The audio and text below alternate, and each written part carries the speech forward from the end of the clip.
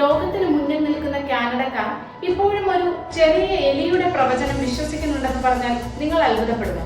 കാനഡയിലെ ഈ വർഷത്തെ ഗ്രൗണ്ട് ഹോഗിന്റെ പ്രവചനം വന്നു കഴിഞ്ഞു. കാനഡക്കാർക്ക് സന്തോഷ വാർത്തയുമായിട്ടാണ് ഇത്തവണ വിയാപ്പൻ വില്ലി എത്തിയത്. ഫെബ്രുവരി 2-നായിരുന്നു കാനഡക്കാർ ഏറെ ആകാംക്ഷയോടെ കാത്തിരുന്ന ആ ദിവസം, ഗ്രൗണ്ട് ഹോഗിന്റെ. ഒന്റാരിയോയിലെ പ്രശസ്തനായ വിയാപ്പൻ വില്ലി എന്ന ഗ്രൗണ്ട് ഹോഗ് തന്റെ മാളത്തിൽ നിന്ന് പുറത്തു വന്നപ്പോൾ ഇത്തവണ സ്വന്തം നിഴൽ കണ്ടില്ല. കാനഡക്കാരുടെ വിശ്വാസമനുസരിച്ച് വില്ലി നിഴൽ കണ്ടില്ലെങ്കിൽ അതിന്റെ അർത്ഥം കഠിനമായ മഞ്ഞുകാലം അവസാനിക്കാറായെന്നും വസന്തകാലം നേരത്തെ എത്തുമെന്നുമാണ്. 21-ാം നൂറ്റാണ്ടിലും ഇത്തരമൊരു ആചാരം കാനഡയിൽ വലിയ ആഘോഷമായിട്ടാണ് കൊണ്ടാടുന്നത്.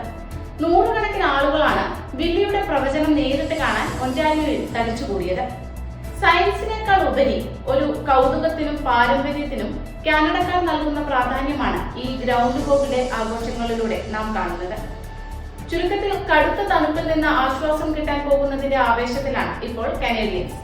കാനഡയിലെ പ്രധാന വാർത്താ മാധ്യമങ്ങളും വിയാപ്പൻ വില്ലിയുടെ ഔദ്യോഗിക പേജും നൽകിയ റിപ്പോർട്ടുകൾ പ്രകാരമാണ് ഈ വിവരങ്ങൾ. കാനഡയിലെ ഇത്തരം കൗതുകകരമായ വിശേഷങ്ങളും പ്രവാസികൾ അറിഞ്ഞിരിക്കേണ്ട പുതിയ വാർത്തകളും വേഗത്തിൽ അറിയാൻ കാനഡ വാർത്തകൾ എന്ന ഞങ്ങളുടെ പേജ് ഇപ്പോൾ തന്നെ ഫോളോ ചെയ്യും. അടുത്ത ഒരു വാർത്തയുമായി വീണ്ടും കാണാം. കാനഡയിലെ മലയാളി ശബ്ദം.